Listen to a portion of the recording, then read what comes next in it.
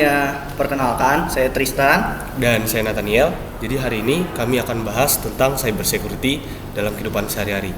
Topiknya emang kedengaran teknis ya, tapi sebenarnya ini deket banget sama kehidupan kita.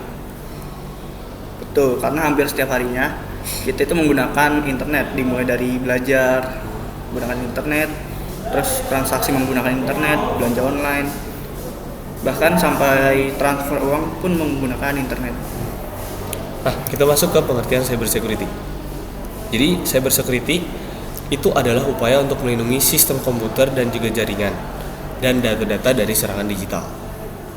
Artinya, cyber security bertujuan supaya data pribadi kita seperti password, foto, nomor, bahkan data rekening itu tidak dicuri, bahkan agar tidak disalahgunakan oleh orang lain. Yap, karena serangan digital bisa dilakukan oleh individu ataupun kelompok yang ingin mencari keuntungan atau sekedar merusak sistem dari kita.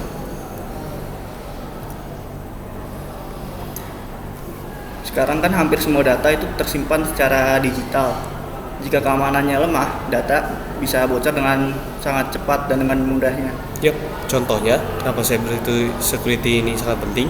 Nah, jika kalian media sosialnya diretas, orang lain bisa menyalahgunakan akun tersebut buat nipu teman-teman kita yang lain atau followers kita yang lain, teman-teman. Bahkan dalam skala yang lebih besar, kebocoran data bisa terjadi pada perusahaan, sekolah, atau bahkan lembaga pemerintahan.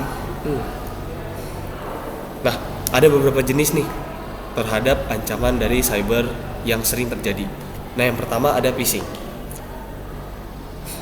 Phishing itu biasanya berupa pesan palsu yang mengaku dari pihak resmi seperti bank atau marketplace.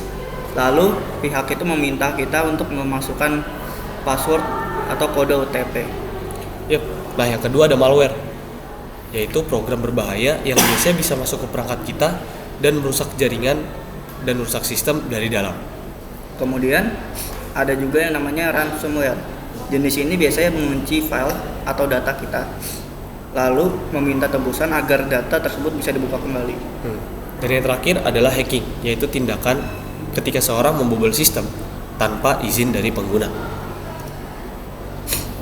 Nah, untuk melindungi diri, sebenarnya kita bisa mulai dengan hal yang paling sederhana, itu dari diri kita sendiri. Yap, misalnya pakai password yang kuat, yaitu kombinasi huruf besar, kemudian huruf kecil, angka, dan juga simbol-simbol kayak simbol-simbol yang ada di keyboard kalian, teman-teman. Selain itu, sebaiknya kita tidak menggunakan satu password yang sama untuk semua akun. Misalkan akun ini passwordnya 123 ya? 123, terus akun yang lainnya juga 123. Itu jangan ya. Yep. Nah, selain itu juga, kita juga penting untuk mengaktifkan autentikasi 2 faktor supaya password walaupun diketahui oleh orang lain, tapi akun itu tetap harus melalui kita untuk dapat dibuka. Dan satu hal yang tidak kalah penting itu jangan asal klik link yang tidak kita ketahui asal-usulnya. Yep. Nah, namun untuk perilaku pengguna saat menentukan, cyber security itu bukan hanya soal teknologi aja. Benar, faktor yang paling menjadi penyebab masalah justru pelaku penggunanya sendiri. Yep.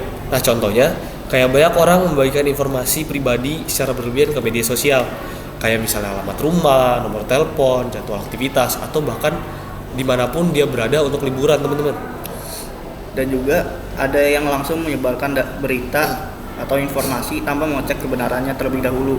Ini bisa menyebabkan penyebaran hoax. Yap, jadi gunakan media sosial dengan bijak. Nah, kemudian ada cyber security dalam kehidupan sehari-hari.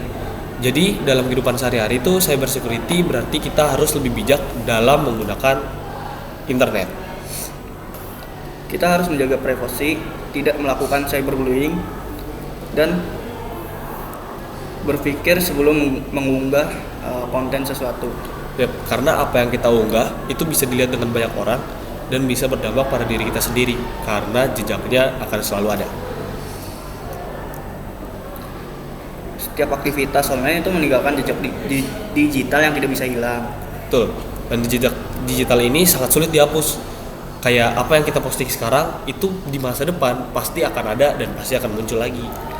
Misalnya saat kita mendaftar kuliah atau melamar pekerjaan, pihak tertentu bisa melihat rekam jejak dari media sosial yang kita miliki. Yap.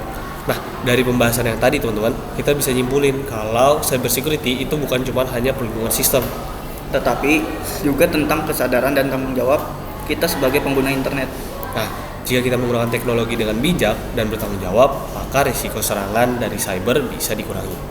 Jadi keamanan digital dimulai dari kebiasaan kecil yang kita lakukan di kehidupan kita sehari-hari. Yup, betul banget tuh. Nah, sekian dari kami. Terima kasih.